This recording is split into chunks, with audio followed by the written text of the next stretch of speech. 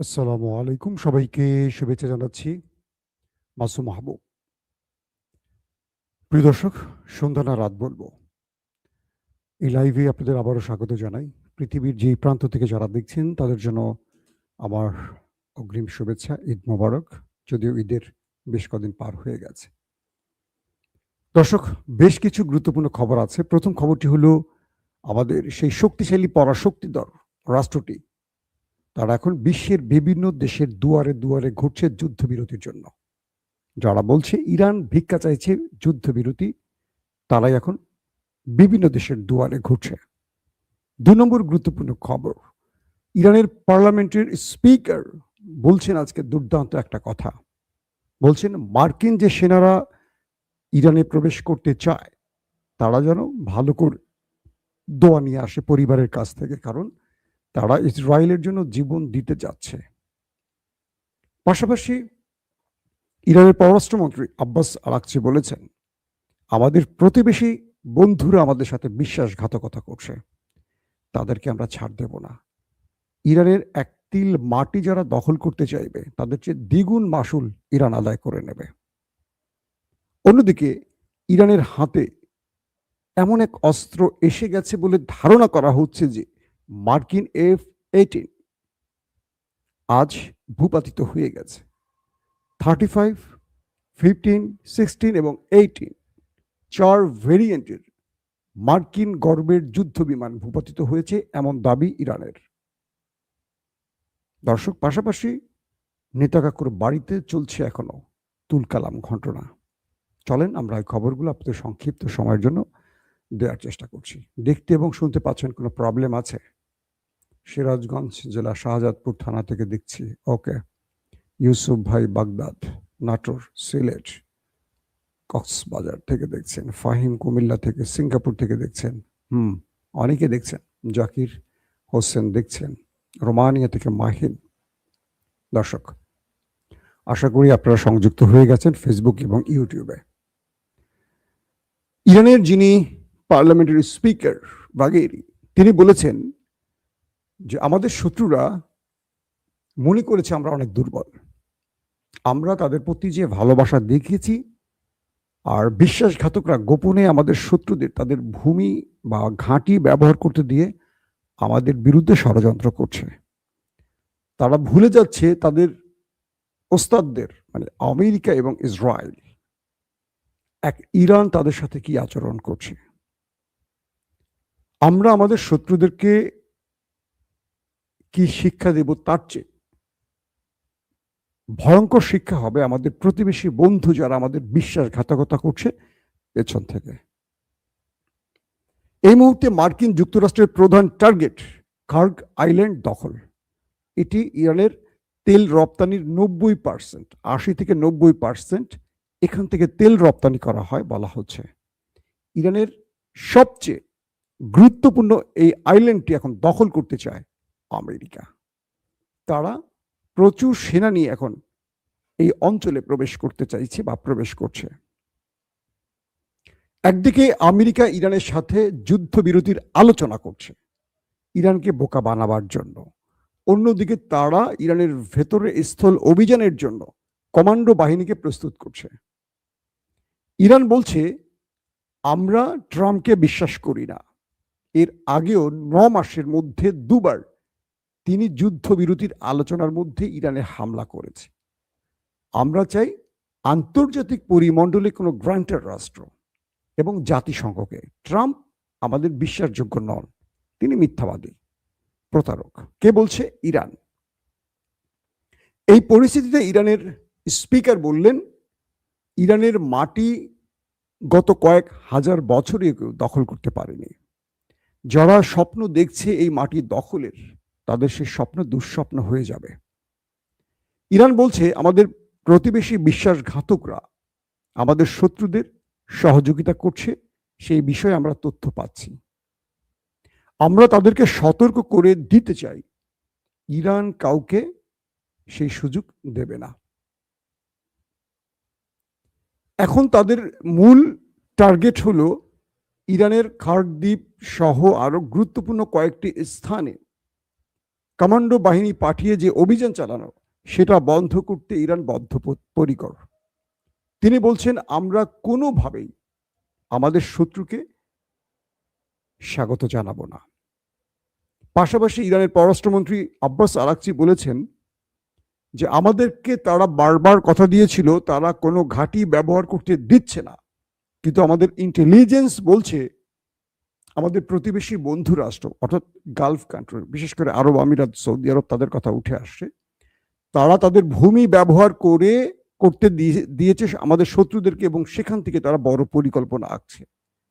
তিনি বলছেন যারা আমাদের মাটি দখল করতে চাইবে, প্রায় কাছাকাছি বক্তব্য আব্বাস আরাকচির, যারা আমাদের মাটি দখল করতে চাইবে তাদেরকে বলে দিব আমরা আরবে আমাদের মানচিত্র প্রসারিত করব। ওরে বাপরে বাপ, কি কথা, বুঝতে পারছেন? যদি আমেরিকা ইরান দখলে নামে, অর্থাৎ ইরানের খার্ক দ্বীপ দখলে নামে, তাহলে ইরান আরব আমিরাত সৌদি আরবের মানচিত্রে ঢুকে পড়বে। একদম সরাসরি বক্তব্য ইরানের একজন পররাষ্ট্রমন্ত্রী, একজন স্পিকার পার্লামেন্টের, যে আমরা সরাসরি ঢুকে পড়ব কোথায়? আরব রাষ্ট্রের, যারা ভূখণ্ড দিচ্ছে আমেরিকা ইসরায়েলকে। এই বক্তব্যের পর আরবের মধ্যে এক আতঙ্ক ছড়িয়ে পড়েছে, কারণ ইরান এ যাবৎ যা বলেছে তাই করেছে। আজকে দিনের প্রথম ভিডিওতে আমি আপনাদের জানিয়েছি যে নেতাকাকুর একটি বৃহৎ পাওয়ার প্ল্যান্ট উড়িয়ে দিয়েছে ইরান মিসাইল এবং ড্রোন দিয়ে। এরপর তারাও চেষ্টা করেছে ইরানের মধ্যে কয়েকটি অ্যাটাক করতে। আজকের সবচেয়ে গুরুত্বপূর্ণ খবর কয়েকটার একটা হলো মার্কিন সবচেয়ে বড় রণতরী জেরার্ড আর ফোর্ড, সেটি ইরানের অ্যাটাকে পালিয়ে চলে গেছে। আপনারা জানেন গ্রিস বন্দরে গিয়ে এখন সেটা মেরামতের কাজ চলছে, খুব লম্বা সময়ের ব্যাপার।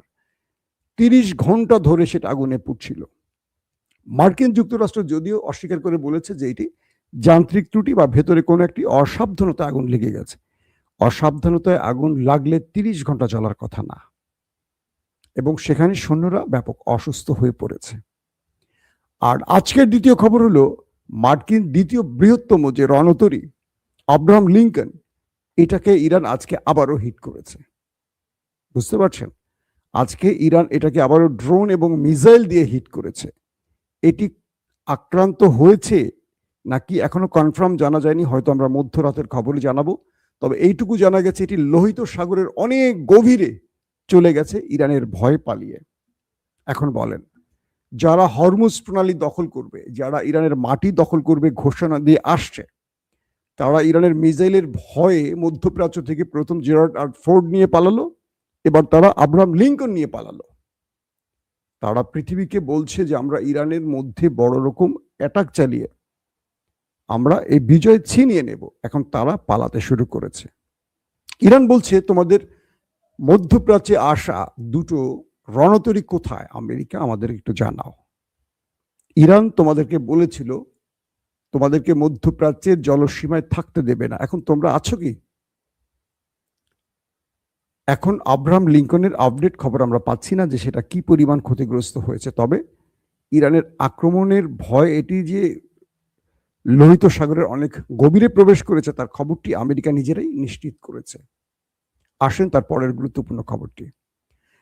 একটি যুদ্ধ বিমান, মানে মার্কিন যুদ্ধ বিমান F-18, এটি ইরানে এসেছিল আক্রমণ করতে। ইরান বিশেষ কোনো ইন্টারসেপ্টর ব্যবহার করে এটিকে হিট করেছে। বলা হচ্ছে এটি সাগরে ভূপাতিত হয়ে গেছে। পাইলটের খবর এখনো নিশ্চিত নয়। কয়েকটি মাধ্যম বলছে সে নেমে প্রাণ বাঁচাতে পেরেছে, আর একটি মাধ্যম বলছে এখনো নিশ্চিত নয়। আমরা ইরানের দাবিতে শুনেছি এর আগে F-35 এই মুহূর্তে পৃথিবীর সবচেয়ে ভয়ঙ্কর যুদ্ধ বিমান, আমেরিকার তৈরি। সেই F-35কেও ইরান হিট করেছে, জরুরি অবতরণ করেছে একটি জায়গায়, আগুন টাগুন ধরে গেছে শুনেছি। দ্বিতীয় F-15, F-16 এবং F-18 এই মুহূর্তে সেই F-18কে ভূপাতিত করেছে, এটি ধ্বংস হয়ে সাগরে পড়ে গেছে। মধ্যপ্রাচ্যের সামরিক বিশ্লেষকরা বলছেন যে ইরানের কাছে এমন কিছু এসে গেছে যে ইরান এখন সবচেয়ে উন্নত প্রযুক্তির যুদ্ধ বিমানকে ইন্টারসেপ্ট করছে, শুট করছে। কি হতে পারে? যুদ্ধের 28 ফেব্রুয়ারি থেকে যে যুদ্ধটা শুরু হলো, সেই যুদ্ধে প্রথম দিকে প্রথম দিনই প্রায় মার্কিন যুক্তরাষ্ট্র 200-র অধিক যুদ্ধ বিমান নিয়ে আক্রমণ চালিয়েছিল ইরানের ভেতরে, এবং ইরানের সর্বোচ্চ নেতা সহ 30-40 জন শহীদ হয়েছিলেন। এরপরে আমরা দেখেছি ইরানের বড় বড় পাওয়ার প্ল্যান্ট এবং পারমাণবিক ফিল্ডগুলোতে অ্যাটাক হয়েছে, তাদের গুরুত্বপূর্ণ সামরিক বেজগুলোতে হিট হয়েছে। কিন্তু এখন এসে যুদ্ধের এই লগ্নে এসে আজ 26 মার্চ এই সময়টিতে এসে আমরা একটা জিনিস খেয়াল করলাম যে ইরান এখন শত্রুকে ইন্টারসেপ্ট করতে শুরু করে দিয়েছে। মধ্যপ্রাচ্যের আউটলেটগুলো বলছে যে ইরানের হাতে আসলে কি আছে যে তারা এভাবে আমেরিকা বা ইসরায়েলকে টার্গেট করছে, তাদের যুদ্ধ বিমানগুলোকে, যেগুলো রাডার সিস্টেম ফাঁকি দেওয়ার ওস্তাদ, যেগুলোকে লক করে হিট করা ইম্পসিবল বলে মার্কিন যুক্তরাষ্ট্র, সেগুলোকে ইরান কিভাবে শুইয়ে দিচ্ছে।